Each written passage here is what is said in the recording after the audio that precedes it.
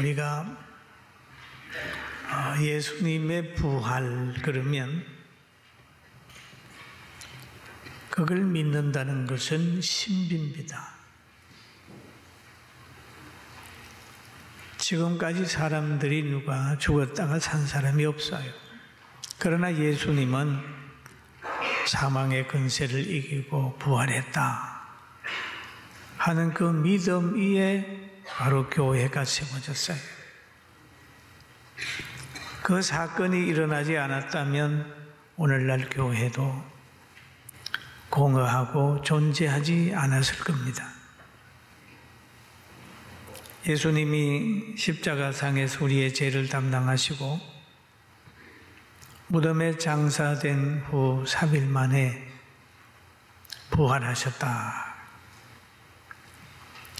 그런데 이 확실한 부활의 사건이 다른 사람에게는 아니다라고 하는 사람도 있었어요. 부활했다. 두 가지.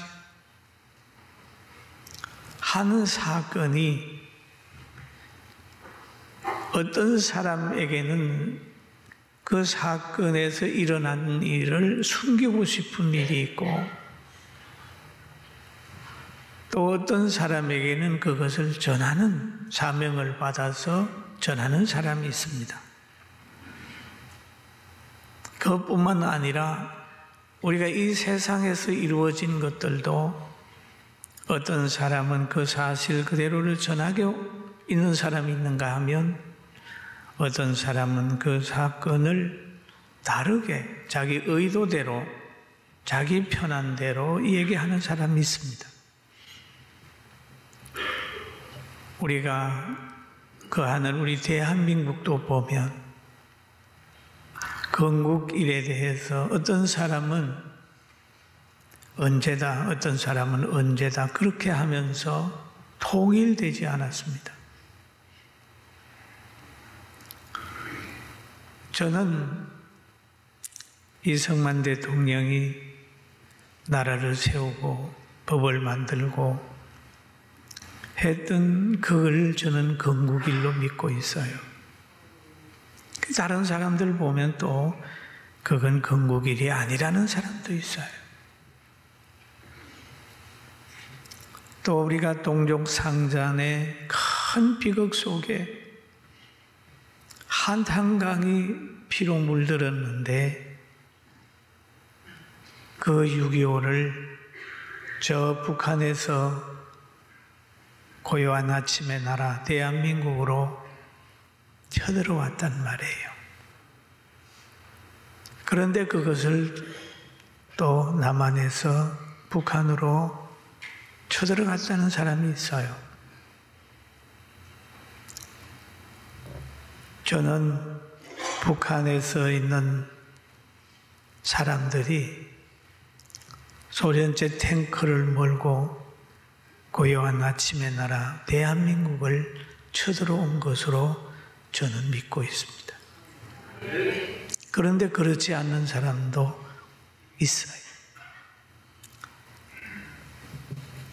그런 것처럼 바른 사건을 보는 두 가지 관점이 있습니다. 예수님이 장사된 지 3일 만에 하나님의 역사로 무덤 문을 열고 나왔어요. 부활했어요. 그런데 이 부활의 사건이 군병들에 의해서 예수님의 제자들이 도둑질해 갔다. 또 그 사건을 본 여인들과 제자들은 예수님 부활하셨다. 두 가지 소식이 예수님 당시에 유대인들 가운데 두루 전해지고 있었습니다.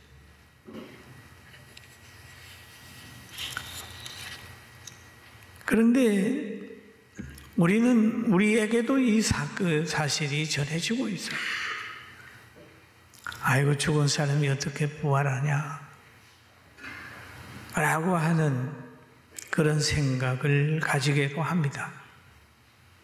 그러나 성경은 우리에게 말하길 부활했다.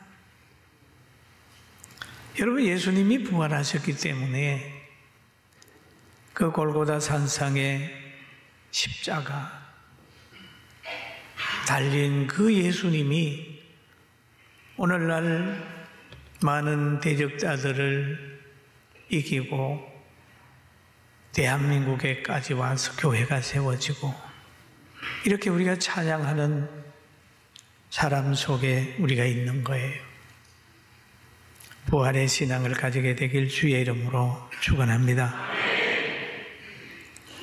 그런데 예수님은 부활했는데 부활시키는 방법을 보면 하나님이 지진을 일으키고 천사를 보내가지고 무덤 문을 열고 예수님을 부활시켰어요.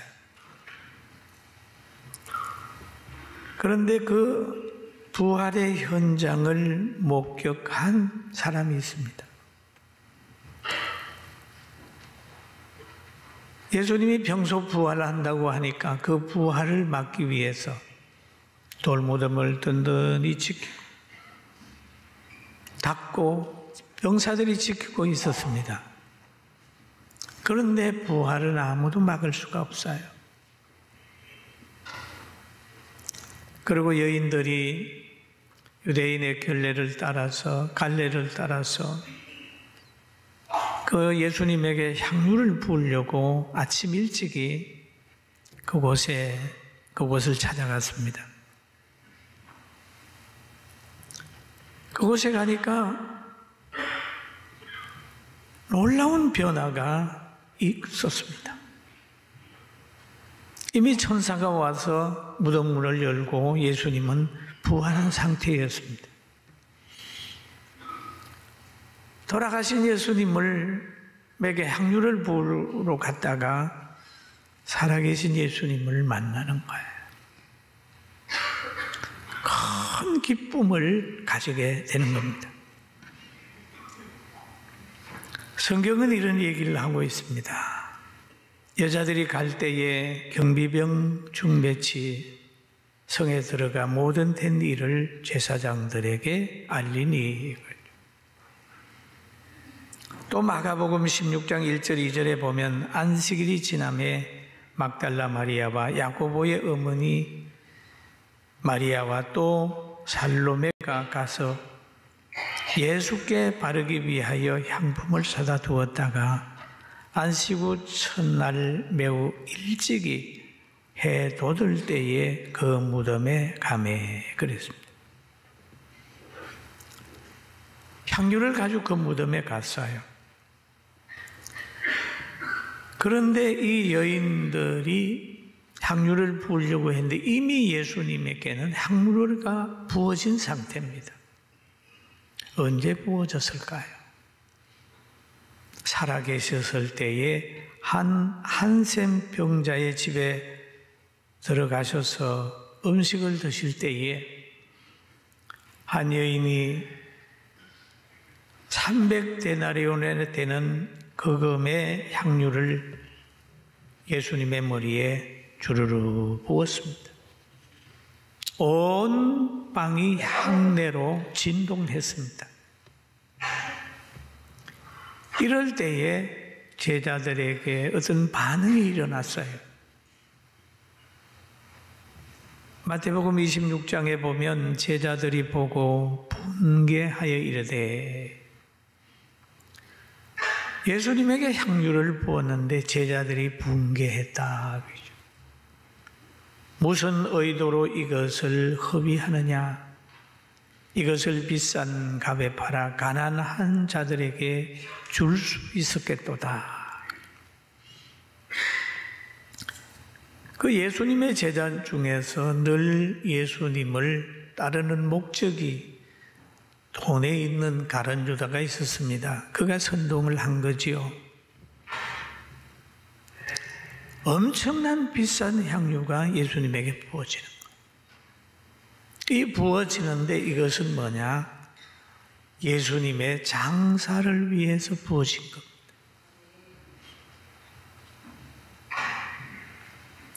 예수님의 장사를 위해서 부어졌는데 이거를 모르는 가룟 유다는 그 가난한 사람들의 팔아서 가난한 사람들에게 주지 그걸 허비한다고 그렇게 해서 향유를 부은 그를 오히려 박해하고 있는 모습을 성경 속에서 찾아볼 수 있습니다. 여러분, 우리도 잘못하면 예배 드리는 시간, 전도하는 거, 선교하는 거, 그리고 선교비 보내는 거, 가난한 사람 구제하는 거, 이런 것들을 허비한다고 생각할 수도 있어요. 그러나 주의 이름으로 하는 모든 것들은 허비하는 게 아닙니다. 축복을 심는 것이고 하나님을 꾸이는 것이고 미래에 더 행복하게 되는 것이고 하늘에 상급을 쌓는 것이고 이 땅에서도 잘 되는 걸 심는 거예요. 할렐루야. 아주 중요한 거예요. 이 가룟 유다는 예수님보다 물질을 더 사랑하는 제자였습니다. 그렇게 해서 가난한 사람을 핑계하는 거예요. 가난한 사람을 생각해서 그런 게 아니고 명분이 없으니까 가난한 사람을 얘기를 하는 거예요. 그러잖아요. 가끔 어떤 사람들을 보면 국민의 뜻이다. 국민이 그렇다. 제가 보니까 국민은 안중에도 없으면서도 자꾸 국민 평가를 대요. 왜 그럴까요? 그렇게 하면서 깊이 생각하지 않는 사람들의 마음을 살려고 늘 국민 그래요. 또 목사 계자들은 좀 불리하면 하나님 뜻 이 얘기를 하면서 또 빠져나가기도 해요. 그래 가룟 유다는 가난한 사람들 이 얘기를 하는 거예요. 성경에도 보면은 그래요. 예수님이 그 대답하시기를 가난한 자들은 항상 너희와 함께 있거니와 나는 항상 함께 있지 아니하리라. 그러면서 마태복음 26장 12절 같이 한번 읽어볼까요? 이 여자가 내 몸에 향유를 부은 것은 내 장례를 위하여 함이니라. 이미 내 장례를 위하여 했다 그랬습니다. 장례를 위해.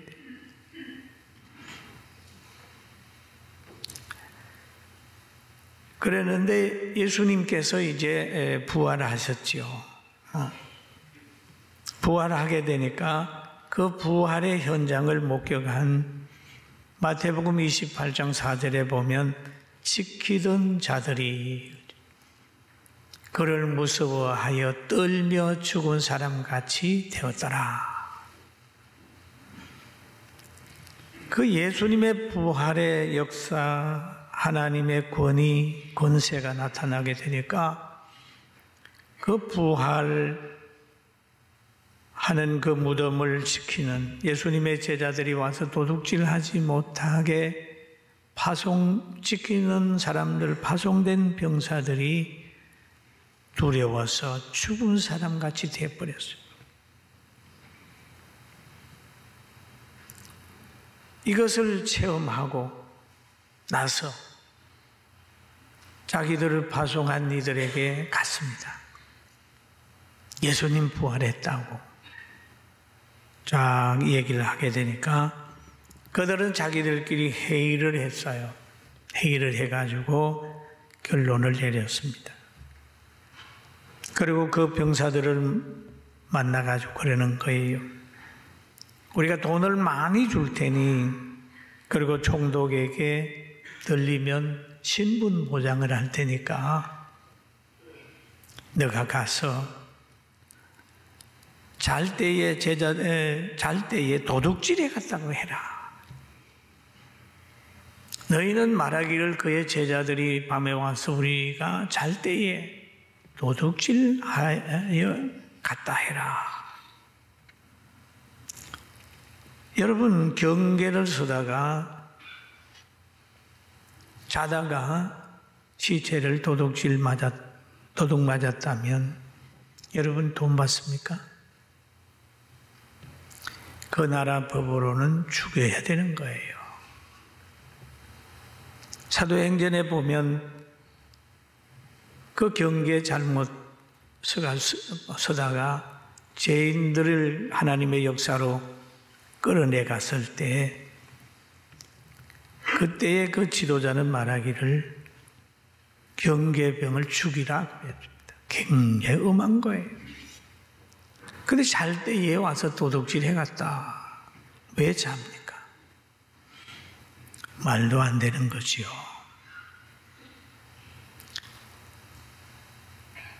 그런데 제자들은 도둑질할 상황이 아니에요. 그리고 근무자인 군병이 도둑 맞고도 돈 받는 그런 일은 없어요. 다 꾸며낸 얘기죠. 그리고 예수님의 부활한 장소는 빈 무덤이에요. 그리고 그 베드로가 그 부활했다는 말을 듣고 무덤에 달려가 봤더니 거기에 세마포가 있었습니다. 예수님을 싼 세마포가 거기 놓여 있었습니다. 도둑질에 갔다 그러면 여러분 옷을 세마포를 벗기고 도둑질 하겠습니까? 아니다. 예수님은 부활하셨고 그리고 제자들에게 나타나셨고 고린도서에 보면 게바에게 보이시고 그 후 12제자에게 보이시고 500의 형제에게 일제히 보이시고 그 중에 지금까지 대다수는 살아있고 어떤 사람은 잠들었으며 그 후에 야고보에게 보이셨으며 그 후에 모든 사도에게와 맨 나중 만삭이 되지 못한 나 같은 내게도 난자 같은 내게도 보였었느니라 하죠. 예수님의 부활을 확실히 믿게 되길 주의 이름으로 축원합니다. 여러분 하나님이 함께 하게 되면요 아무도 감당하지 못해요. 모세가 지팡이 하나 들고 저 애굽에 들어갔을 때에 바로의 권세가 모세를 못 감당했습니다. 다니엘이 항상 기도할 때 그를 해하려고 하는 정적들이 악법을 만들어 가지고 사자굴을 만들어서 집어넣는 악법을 만들어 밀어넣었지만은 해함받지 않고 살아나왔죠. 욥이 많은 시련을 당했지만 끝까지 인내하게 되니까 결국 사탄이 두 손 들고 욥이 나중에 가서 다 회복이 됐습니다. 사랑하는 성도 여러분, 주님과 동행하게 되길 주의 이름으로 축원합니다. 그러면서 세상에 권세를 준 데서 끝나지 않았어요. 오늘 성경에 보니까 받았으니 주셨으니 권세를 주셨으니 그러므로 너희는 가서 모든 족속으로 제자를 삼아 아버지와 아들과 성령의 이름으로 세례를 베풀고 그러죠. 모든 족속으로 그럽니다. 복음 전할 때는요 사람 차별하면 안 됩니다. 다 복음 전할 대상입니다. 아프리카에 있는 사람들도 저 북한에 있는 사람들도 모든 사람들도 다 우리가 복음을 전할 대상입니다. 모든 족속으로 예수님을 따르게 하는 것. 그러나 자기 이름으로 하는 게 아니라 한 아버지와 아들과 성령의 이름, 삼위일체의 이름으로 그들을 예수님을 따르게 해라. 세례를 주라. 그러면서 하신 말씀이 너희는 내가 너희에게 분부하여 한 모든 것을 가르쳐 지키게 하라. 그리고 내가 세상 끝날까지 너희와 항상 있으리라. 항상 있다. 얼마나 귀해 여러분.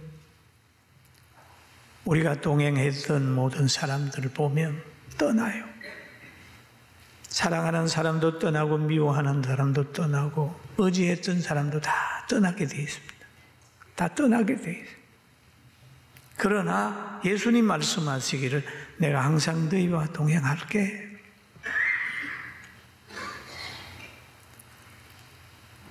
예수님 살아계실 때도 보면 예수님과 동행할 때는 문제가 없었어요. 그 문제가 오히려 예수님을 볼 수 있는 능력을 깨닫는 기회가 됐습니다. 헬몰산에서 저 갈릴리 바다로 강풍이 불어올 때 예수님과 제자들이 탄 배가 막 뒤집어지려고 할 때 예수님은 명합니다. 바람아, 파도야, 잠잠해라. 잔잔해졌습니다. 예수님을 따라갔다가 강야에서 흙이 질 수밖에 없는 대중들이 있었어요. 그런데 예수님께서 물고기 2마리, 보리떡 5개를 가지고 축사하시고 제자들에게 나눠주니까 여자와 아이 외에 5,000명을 먹였다. 그러면 다 합치면 대단히 많은 사람이 먹였잖아요. 가나 혼인잔치집에도 예수님 거기 함께 계셨을 때 물을 변하여 포도주가 되게 했습니다. 사랑하는 성도 여러분, 주님이 여러분과 저와 함께 하도록 늘 영접하면서 기뻐하며 삽시다. 아멘. 그리고 여기에 보게 되면은 이제 행함을 강조를 하는 거지요. 영혼 없는 몸이 죽은 것 같이 행함 없는 믿음은 죽은 것이라. 주님은 제자들에게 움직이길 원했어요. 복음 전하는 사람이 되기를 원했습니다. 우리는 죽은 나무처럼 있는 게 아니라 살아있는 나무처럼 활동하고 열매를 많이 맺어야 합니다. 우리의 삶 속에는 섬김과 나눔과 하나님의 미랄의 역할, 빛과 소금의 사역을 잘 감당해서 우리를 만나는 모든 사람이 행복하게 그리고 그리스도의 향기를 느낄 수 있도록 살고 가정에서도 여러분 만남이 축복의 씨앗이 돼서 여러분만 들어가면 가정이 온화하고 따뜻하고 늘 어디 가도 합평하는 사람 되고 또 하나님이 주시고자 하는 약속 성령을 받아서 복음의 증인이 꼭 되셔서 승리하게 되기를 주의 이름으로 축원합니다. 주님은 오늘도 우리와 함께 하시고 우리를 축복하고 있사오니 그 능력을 가지고 질병을 떨쳐버리고 세상에서 들려오는 불안한 모든 소리 때문에 마음 흔들리지 말고 성경 보면서 그래, 지금 훈련 기간이구나, 강약 기간이구나. 하나님이 주신 환경은 저주받은 환경이 아니라 늘 강야처럼 훈련 기간이라고 생각하고 깨어있게 되기를 주님의 이름으로 축원합니다.